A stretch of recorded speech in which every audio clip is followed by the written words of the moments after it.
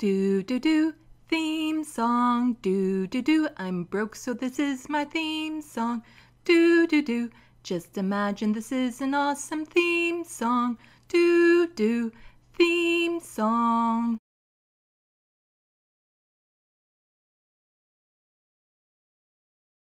Hello, welcome to Left of the Box. Bonjour, bienvenue.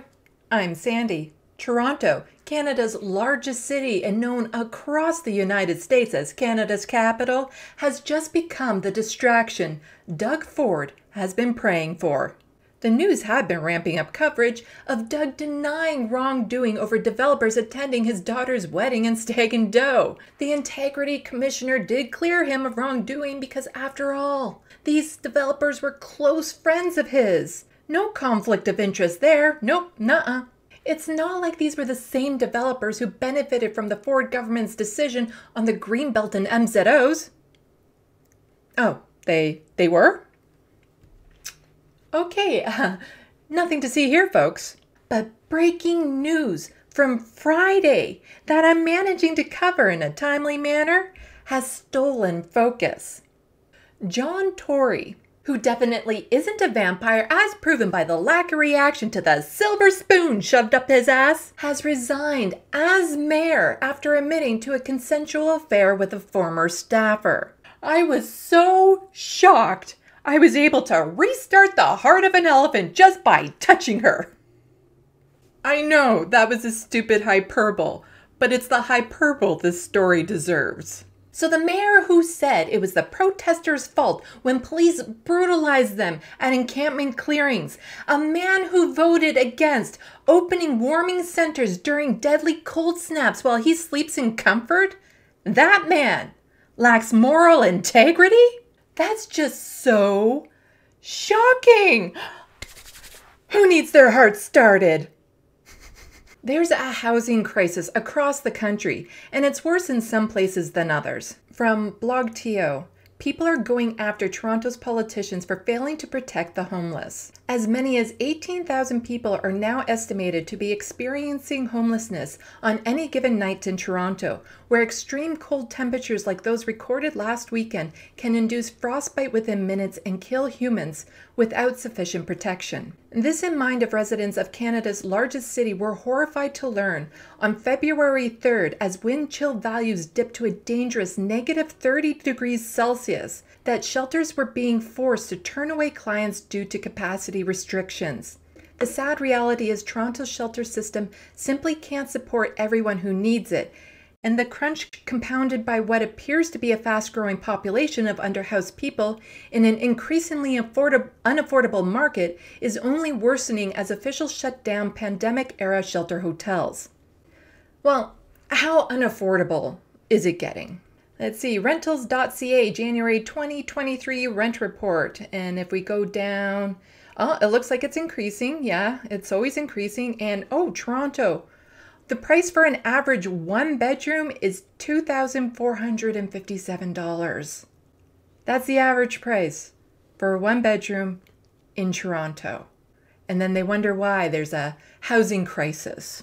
Temporary warming centers, several of which are opened by the city every time an extreme cold weather alert is declared, and only under those circumstances, are thus more essential than ever when it comes to protecting vulnerable people from freezing to death. And yet, in a move that confounded many this week, Toronto City Council voted against a Board of Health approved proposal to expand indoor warming locations and extend their hours until spring. And in the BlogTO article, there's this tweet from Nahid. Breaking, the City of Toronto has officially voted against implementing 24/7 warming centers to protect unhoused people from suffering and freezing to death. The way the city treats unhoused people is just disgusting. Never forget, the City of Toronto had more than enough resources to add an extra $50 million to the police budget, but today said it doesn't have enough resources to protect our community's most vulnerable. Never forget. But it's worse than that. Not only does the city claim to not have enough resources to protect unhoused people, it spends money to brutalize them. From now, Toronto spent $2 million clearing 3 homeless encampments in 2021. I made a couple videos about the encampments in Toronto that showed the horrific treatment of the protesters and unhoused folks, many living with disabilities, by the police and private security the city paid for. I'll link to them in the description box below. In them, I go over why a lot of people won't take the city up on their offers for safe housing. In a nutshell, if a person is starving and you offer them a rotten apple to eat and they refuse to eat the apple, you can't then turn around and say they're choosing to go hungry. People choose the best options that are available to them. If a person is living in an encampment, it's the least worst option they have.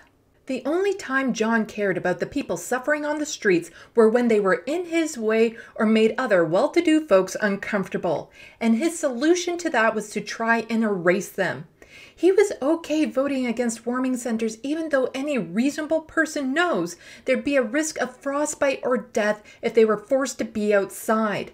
Hundreds of unhoused people die each year, and to him, that's not worth resigning over. But a consensual affair with a former staffer is. It's hardly unusual that a rich, privileged, entitled man cheats on his wife, especially one that has demonstrated anti-empathy for the most vulnerable people in the community he's in charge of. I'd be more shocked if it was found out he had morals, because you don't get to be the type of person he is if you have any. So why announce the affair and step down? I get the feeling there's more to this story. Twitter. Twitter. It's times like this that make me hope down to my core that Twitter doesn't go away. Prepare for dramatic tweet reads. From Bridget, Mayor John Tory resigns. If only he spent a quarter of his time addressing homelessness in the city of Toronto instead of cheating on his wife with a former staffer. Sad days indeed. And Philip, quoting John Tory from his press conference, "During the pandemic, I developed a relationship with an employee in my office in a way that did not meet the standards to which I hold myself as a mayor and as a family man. The relationship ended by mutual consent earlier this year," John Tory said. Philip added to that, because there's always a tweet, from 2010, John tweeted out, "Sex addiction. Legitimate disease or sorry excuse?"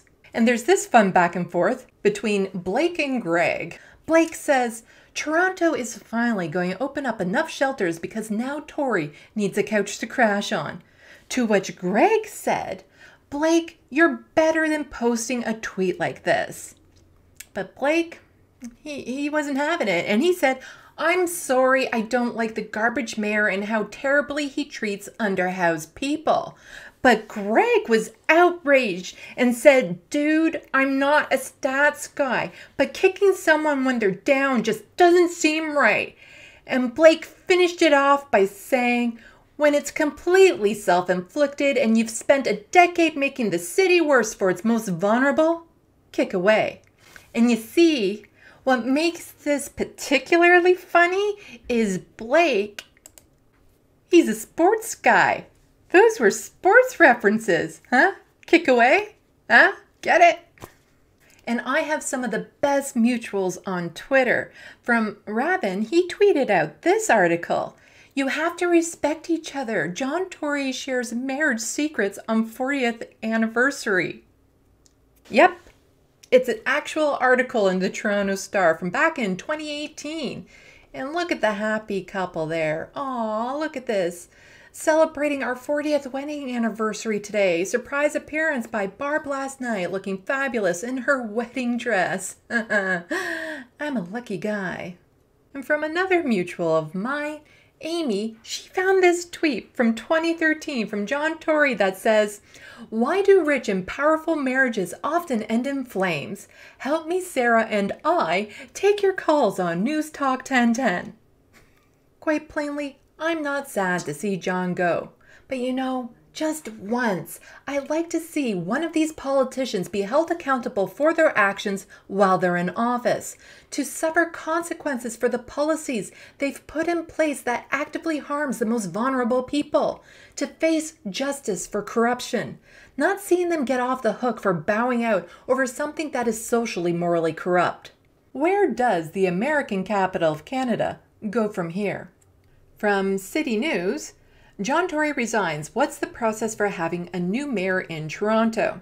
And if we scooch to the bottom, because basically here it just says that there's no firm date for that yet, there's going to be a smooth transition, blah, blah, blah. According to section numbers, the law requires a by-election to be held to fill the role of the head of council. The law said Toronto City Council needs to pass a bylaw requiring a by-election to be held to fill a vacancy within 60 days. So in this instance, that must happen within 60 days of Tory's resignation taking effect. The act says the clerk will be required to set a nomination date for candidates not less than 30 days, not more than 60 days after council passes the bylaw calling for a by-election. The act requires voting day to be held 45 days after the nomination day. Now, John did win in a landslide victory in this last municipal election. He received 62% of the vote, but keep in mind, only 29.2% of eligible voters cast their ballot in the mayoral race, which was well below the record low turnout in 2018 of 40.9%.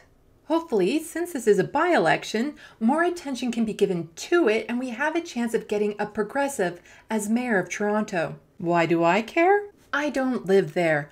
I did for a few years. That's where I experienced my time as an unhoused person. It's important because Toronto can set an example to all the other larger cities across the country. If we get someone in who cares about all of the people in the city and pushes for and enacts policies that turn things around and makes Toronto the city it pretends to be, it will be hard for the other cities not to follow suit. Let's go to Twitter and see who some of the possible contenders are. So, Polling Canada sent out this tweet, "Who's going to be Toronto's next mayor? Wrong answers only." Oh look, I answered. Whichever developer paid Doug Ford the most. Wait, you said wrong answers. Sam the Record Man? Jean Charest. Oh, there was a lot of people saying Drake. Lots of people want Drake as Toronto's mayor. Roadkill Raccoon. Let's see. Oh, there's the IKEA monkey. You remember that? The IKEA monkey. Very, very good choice. I know who that is. I can't remember his name. I'm horrible at name recall. Let's see. Oh, more IKEA monkeys. Yep. Lots of people saying, pick me. Sure. Oliver jewelry store owner guy. That would be good. More people saying me and Ed the Sock. Oh, God. Yeah. Okay. So we get a good idea. But all joking aside, are there any serious contenders? From Rob, we have here, breaking, a source in the Ontario government has told me Doug Ford is discussing stepping down as Premier of Ontario to run for Mayor of Toronto. Yeah, sure. This plan has been in the works for 6 months and is the reason strong mayor powers were created. Look, I said all joking aside. Wait, this is not satire? Really? From the Globe and Mail, Doug Ford is Premier of Ontario. Why does he want to be Mayor of Toronto? And that was from August of last year. Okay, so the article is talking about the strong mayor powers put forth by Doug, which allows him to have a hand in the affairs of big cities. I say, go for it. Doug, follow your dream of living in the shadow of your brother. Rob was known around the world as the crack-smoking mayor of Toronto. That could be you. Just think, the city you wanted revenge on so much that you cut the wards from 47 down to 25 in the middle of a municipal election could be yours. The people there love you far more than the people in the rest of the province. Go to where you'll be appreciated. Just step down as the Premier of Ontario. Do it. Go on, do it. Step down. You've got this.